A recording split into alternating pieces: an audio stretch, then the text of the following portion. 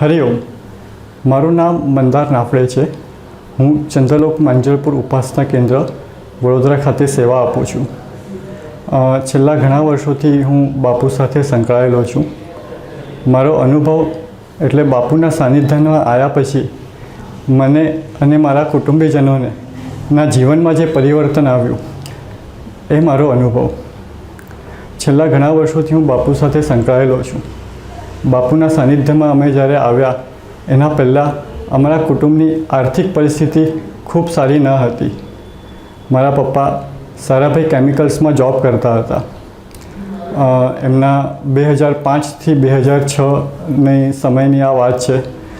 એમના પગાર ખાસા એવા ઇરેગ્યુલર ચાલી રહ્યા હતા।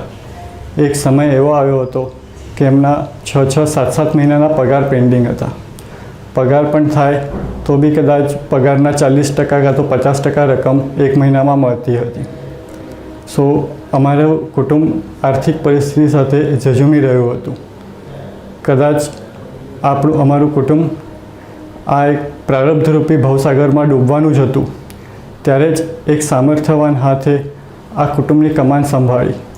હા, એ હાથ હતો મારા બાપુનો, મારા મિત્ર, મારા સખા, મારા સદગુરુ અનિરુદ્ધ બાપુ। અને ત્યાર પછી ધીરે ધીરે અમારા કુટુંબના આર્થિક સમસ્યાઓ ઓછી થવા લાગી। 2008માં મારા પપ્પાના કંપનીએ VRS એટલે કે વોલેન્ટરી રિટાયરમેન્ટ સ્કીમ એની ઘોષણા કરી। અમે સૌ સંકલ્પ અને વિકલ્પમાં હતા કે આ VRS સ્કીમનો લાભ લેવો કે નહીં। અને એના માટે જ અમે અમારા એ વખતના ઉપાસના કેન્દ્રના પ્રમુખ સેવક શ્રીકાંતસિંહ રાજેને મળ્યા। શ્રીકાંતસિંહ રાજે સુચિત દાદાને મળવાનું અમને કીધું। અમે VRS સ્કીમ વિશે અને અમારી એ વખતની પરિસ્થિતિ વિશે સુચિત દાદાને બધું વર્ણન કર્યું। બધું સાંભળ્યા પછી સુચિત દાદાએ કીધું કે તમે VRS સ્કીમ લઈ લો।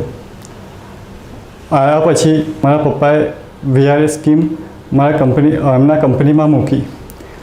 એ વખતે એમની જોડે કામ કરી રહેલા ઘણા બધા એમના મિત્રોએ કીધું કે તમે VRS સ્કીમ ના મૂકતા, કારણ કે એ વખતે કંપનીની પરિસ્થિતિ ખૂબ સારી ન હતી। VRS મૂક્યા પછી પણ એ પૈસા મળશે કે નહીં એ ખૂબ મોટો પ્રશ્ન હતો, અને પૈસા મળશે તો ક્યારે મળશે એવા ઘણા બધા પ્રશ્નો હતા। પરંતુ દાદાએ કીધા મુજબ પપ્પાએ એ VRSની અરજી કંપનીમાં મૂકી। જે વખતે પપ્પાએ VRSની અરજી મૂકી હતી એ સમય દરમિયાન જે લોકો રિટાયર્ડ થયા હતા એ લોકોના પણ PFના અને બાકી ઘણા બધા પૈસા એમને મળવાના બાકી હતા। પણ જે રીતે દાદાએ કીધું હતું એ રીતે અમે એ VRSની અરજી મૂકી। અને એના પછી શું થયું, એક ચમત્કારિક બદલ જ ઘડ્યો। જે થવાનું હતું એ નિશ્ચિત થયું।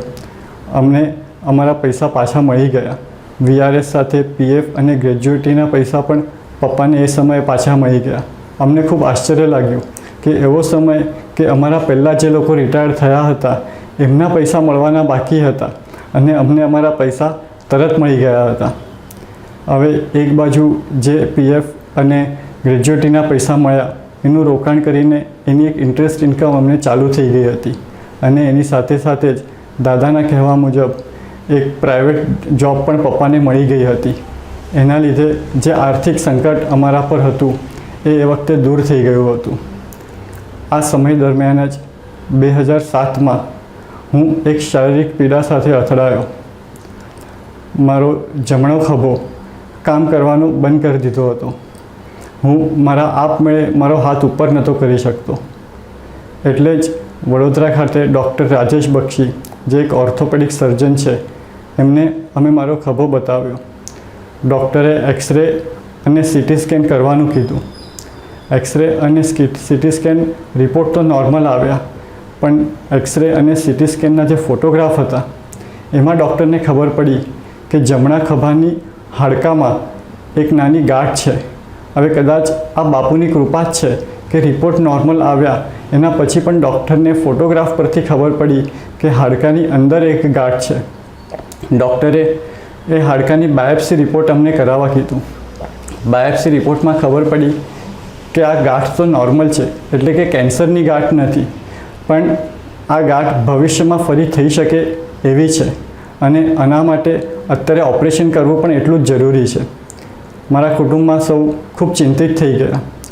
અમે અમારા બધા મેડિકલ રિપોર્ટ અને એ વખતની પરિસ્થિતિ પરમ પૂજ્ય સુચિત દાદાને બધી વર્ણન કરી. દાદાએ બધું સાંભળીને કીધું કે ઓપરેશન કરાવી લો, પણ અમને એક પ્રશ્ન હતો કે ઓપરેશન કરાયા પછી પણ જો આ ગાંઠ ભવિષ્યમાં થશે તો?